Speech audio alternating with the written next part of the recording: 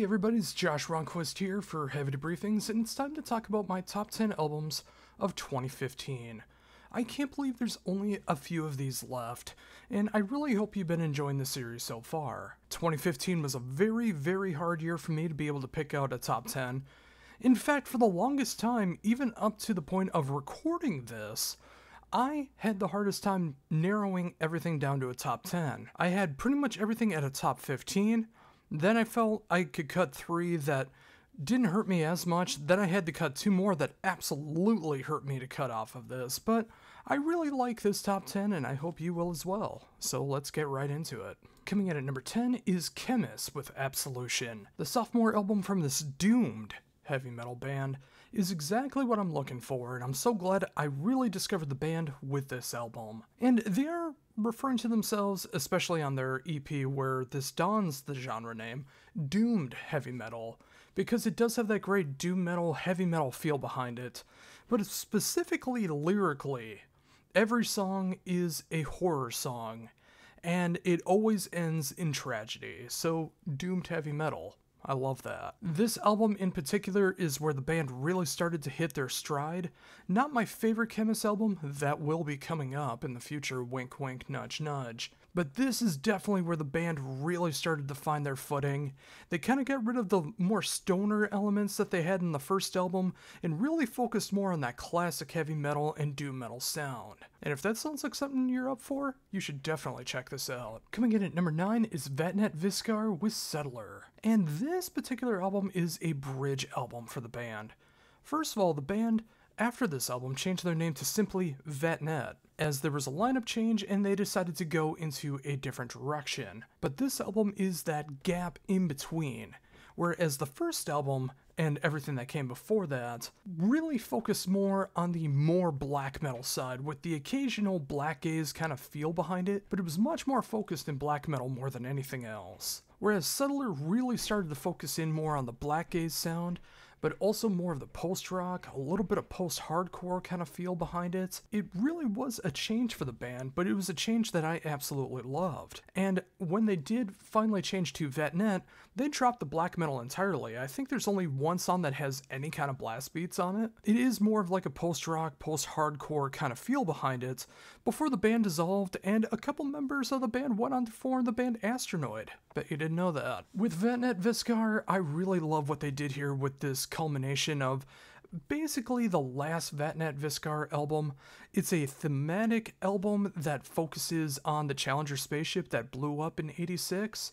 And when you look at the album cover, you see how really grim and bare that album cover is. One of the darkest in black metal, if you really, really think about it. This is a very underrated album, and if you love that black gaze feel, but you don't want something from the likes of Death Heaven, you really should give this album a shot. Coming in at number 8 is Lockvostok with From These Waters. I got into this band from their previous album, but this was the album that made me a lifelong fan going forward. I love their combination of extreme progressive metal. I mean, even when I first heard them, the first thing I thought was, they have the prog of Fate's Warning, and they have the more extreme creativeness of someone like Isan. You combine them together, make it a little more death metal, and you got Lockvostok. While in recent times, guitarist Teddy Moeller only does the screams now, on this particular album, and everything up to their, as of right now, current album, well, everything before the current album,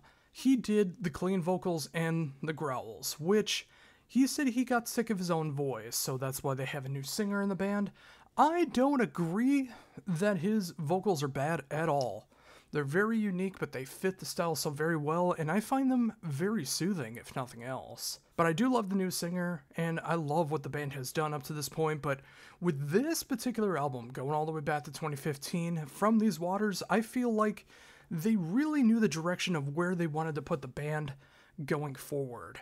The songs are a little poppier, a little catchier, they have some great proggy moments, and they have some great left of center moments that, like I mentioned before, if you're an Isan solo fan, you'll find something to appreciate. These guys are severely underrated, and they deserve all the love and attention that they get, so If you like the way I'm describing it, you should definitely check them out. Coming in at number 7 is Kane's Offering with Stormcrow. This is their second and as of right now latest album.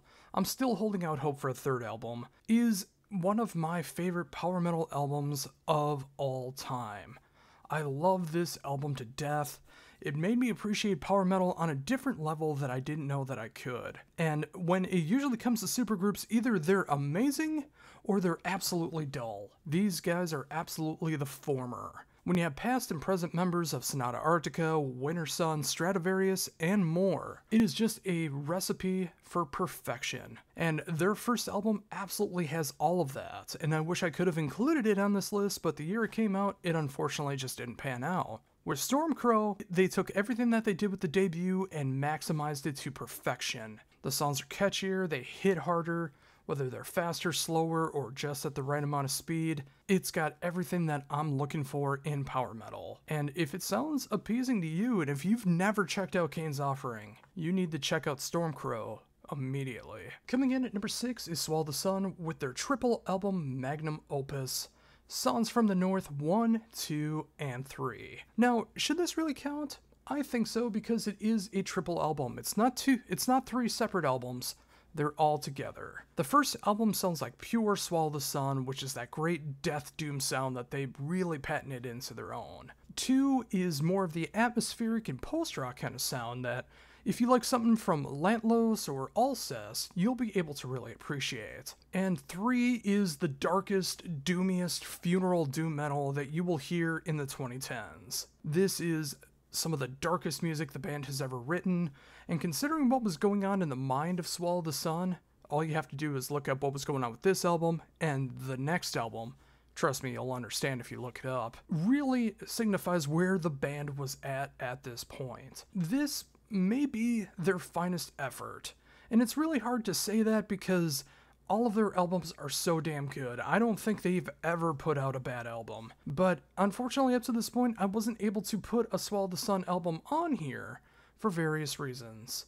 But that was no longer the case here. I had to throw on Songs from the North 1, 2, and 3. And if you like Funeral Doom, if you like Death Doom, or if you like that post-rock, post-metal sound, I think you'll really find something to appreciate about this triple album. Coming in at number 5 is one of my favorite revival bands, Night Demon, with their debut album, Curse of the Damned. This album is just pure fun from start to finish. It has that great revival heavy metal sound, great speed metal moments, just pure fun, horrific heavy metal. And by horrific, I don't mean by the playing or there being screams and growls. You won't find that in Night Demon. It is pure clean vocals from start to finish. They have that great kind of, say like Judas Priest meets Thin Lizzy meets catastrophic horror lyrical content. Like, it feels like it's the soundtrack to a very cheesy 80s grindhouse horror movie, and to me, that is absolutely perfect. Of course, the production is much, much better than what you would hear in the 80s, but hey, that's just me. Every song on here is fun from start to finish, whether it's a fast song, a slower song, it does everything that it needs to do. And Jarvis & Company is just fantastic as what they do as a trio.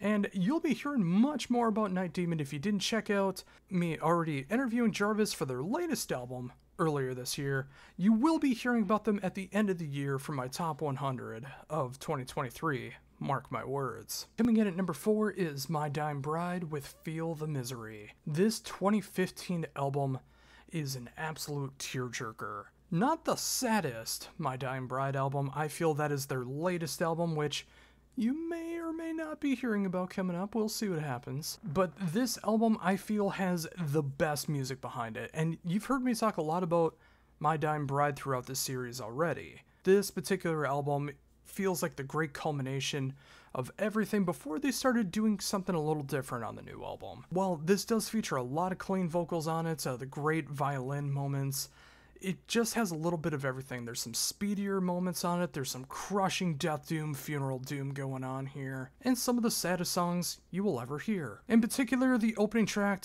And My Father Left Forever, yeah, that especially hits me more now. But hey, here we are. If you want a great introduction into doom metal and the funeral doom, but you don't want it to just be the slowest possible music possible, this should be an album that you check out because there's a lot of great variety in this style that you might appreciate. Coming in at number 3 is Lindman with Skills and Pills. The debut album from Lindman is fantastic music. Like, if you like Rammstein, but you wish it was in English and you wish it was heavier, Lindman is the band for you. Featuring Peter Tägtgren pretty much doing all of the musicianship, and of course, the keyboardist of a band I'm going to be talking about next doing the orchestration on this and the next album. It's just a winning combination of heavy metal, some industrial moments, lots of great humor, and just overall fun songs from start to finish.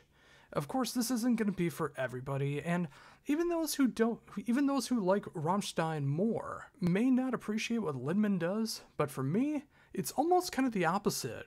I love Lindman more than Rammstein, and I've grown to be a huge Rammstein fan. This is an album that people need to check out, and the next album, which may or may not show up in the list coming up in the rest of the series. But for now, go check out this English version of Skills and Pills. Coming in at number 2 is Ingrid with This Is No Fairy Tale. This is potentially the best album Ingrid has ever made. And it's hard to say that because there is no bad Ingrid album, but I love everything about this album for a very particular reason.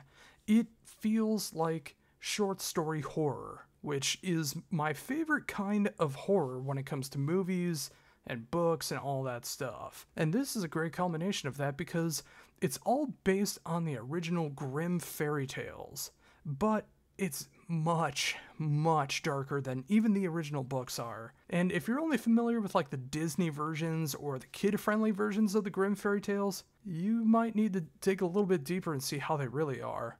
Then hear this and hear how much worse it really is.